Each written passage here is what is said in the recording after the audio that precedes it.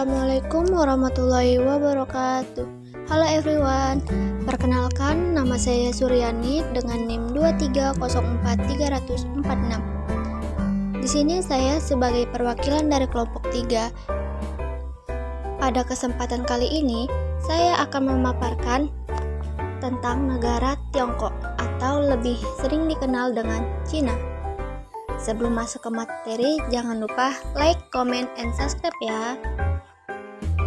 Tiongkok adalah salah satu negara dengan jumlah penduduk terbesar di dunia. Tiongkok ini memiliki budaya berkelanjutan yang membentang hampir 4.000 tahun dan menjadi cikal bakal banyak fondasi dunia modern. Republik Rakyat Tiongkok didirikan pada tahun 1949 setelah Partai Komunis mengalahkan Kuomintang yang nasionalis, yang mundur ke Taiwan, menciptakan dua negara saingan Tiongkok, yaitu Republik Rakyat di Daratan dan Republik Tiongkok di Taiwan. Setelah mengalami stagnasi selama beberapa dekade di bawah sosialisme totaliter yang kaku dari pendiri Mao Zedong, Tiongkok mereformasikan perekonomiannya berdasarkan sebagian kapitalisme untuk menjadikannya salah satu negara dengan pertumbuhan tercepat dan eksportir terkemuka di dunia.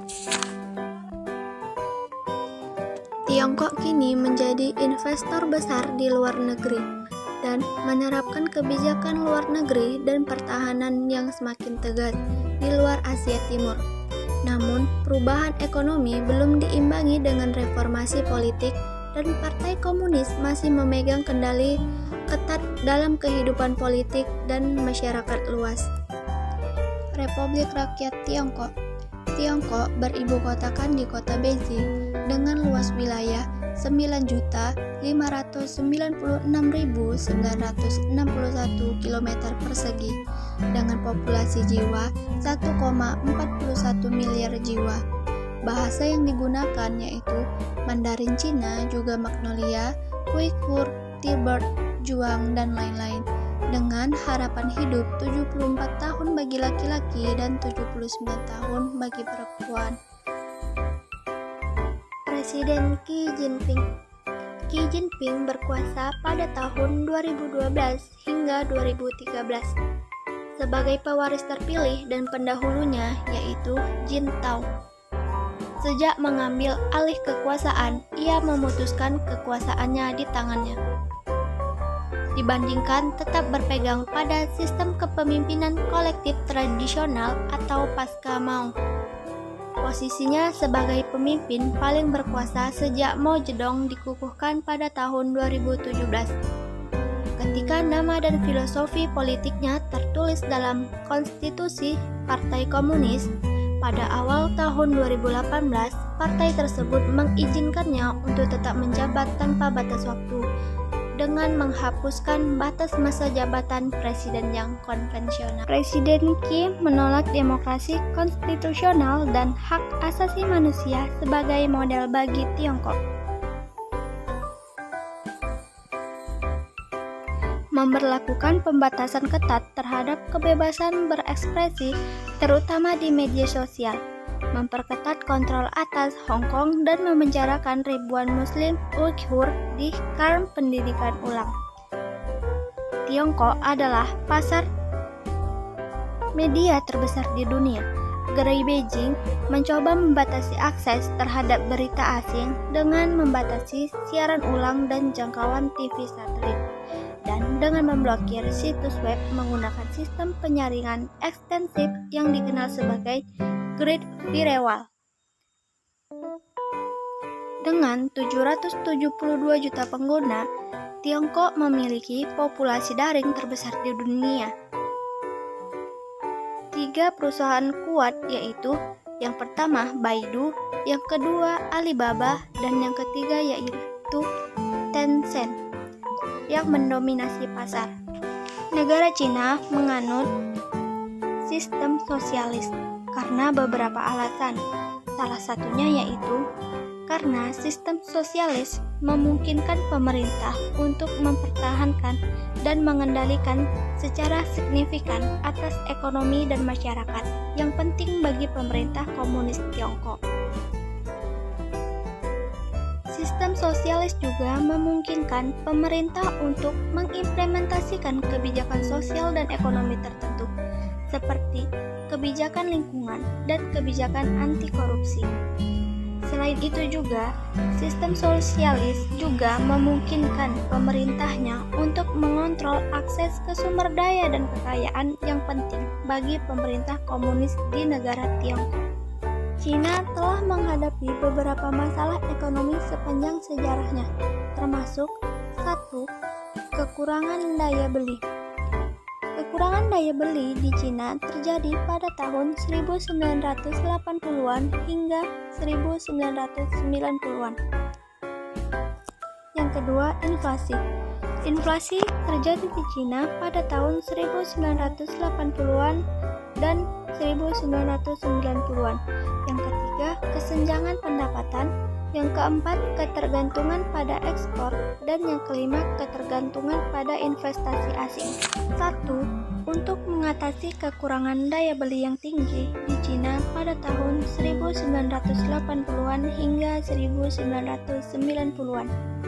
Pemerintah Cina mengambil beberapa langkah, yaitu 1. Meningkatkan upah, di mana pemerintah meningkatkan upah untuk meningkatkan daya beli pekerja dan mengurangi ketidakpuasan sosial. Yang kedua, meningkatkan manfaat sosial, di mana pemerintah meningkatkan manfaat sosial untuk meningkatkan daya beli pekerja dan mengurangi ketidakpuasan sosial. Dan yang ketiga, meningkatkan upah, di mana perusahaan meningkatkan upah untuk meningkatkan daya beli pekerja dan mengurangi ketidakpuasan sosial. 2. Untuk mengatasi inflasi yang tinggi di Cina tahun 1980-an hingga 1990-an. Pemerintah Cina mengambil beberapa langkah, yaitu 1. Meningkatkan harga barang dan jasa. Pemerintah Cina meningkatkan harga barang dan jasa untuk mengurangi permintaan dan mencegah inflasi. Yang kedua, meningkatkan suku bunga. Pemerintah Cina meningkatkan suku bunga untuk mencegah inflasi dan mendorong penghematan. Yang ketiga, mengurangi pengeluaran pemerintah, di mana pemerintah mengurangi pengeluaran pemerintah untuk mengurangi inflasi dan mendorong penghematan. 3. Untuk mengatasi ketimpangan pendapatan yang tinggi di Cina. Pemerintah Cina mengambil beberapa langkah, yaitu 1. Meningkatkan upah, yang dimana bertujuan untuk mengurangi ketimpangan antara kelas menengah dan kelas pekerja. Yang kedua, meningkatkan manfaat sosial, yang dimana bertujuan untuk mengurangi ketimpangan pendapatan antara kelas menengah dan kelas pekerja. 4. Pemerintah meningkatkan investasi dan R&D untuk meningkatkan daya saing produk domestik dan mengurangi ketergantungan pada ekspor. Yang pertama, meningkatkan investasi dalam pendidikan, yang bertujuan untuk meningkatkan daya saing produk domestik dan mengurangi ketergantungan pada ekspor.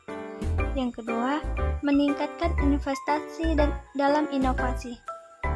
Pemerintah meningkatkan investasi dalam inovasi untuk meningkatkan daya saing produk domestik dan mengurangi ketergantungan pada pasar ekspor. Presiden-presiden Tiongkok. Yang pertama, Mao Zedong. Mao Zedong menjabat menjadi presiden di Cina mulai tanggal 27 September 1954 hingga 27 April 1959. Yang kedua, Liu Shaoqi. Liu Shaoqi menjabat sebagai presiden kedua negara Cina mulai tanggal 27 April 1959 sampai tanggal 31 Oktober 1968. Yang ketiga, Li Qiannian. Li Qiannian menjabat presiden di Cina mulai tanggal 18 Juni 1983 hingga 8 April 1988. Yang keempat, Yang Sangkun. Yang Sangkun menjabat sebagai presiden keempat negara Cina mulai tanggal 8 April 1988 hingga 27 Maret 1993. Yang kelima, Jiang Zemin. Jiang Zemin menjabat sebagai presiden kelima negara Cina mulai tanggal 25 Maret 1993 hingga 15 Maret 2003. Yang keenam, Hu Jintao. Hu Jintao menjabat sebagai presiden ke-6 negara Cina mulai tanggal 15 Maret 2003 hingga 14 Maret 2013. Dan yang terakhir, Xi Jinping. Xi Jinping menjabat sebagai presiden ke-6 di negara Cina mulai tanggal 14 Maret 2013 hingga sekarang. Sekian pemaparan materi dari kelompok kami. Jangan lupa like, comment, share, and subscribe ya. See you. Dadah.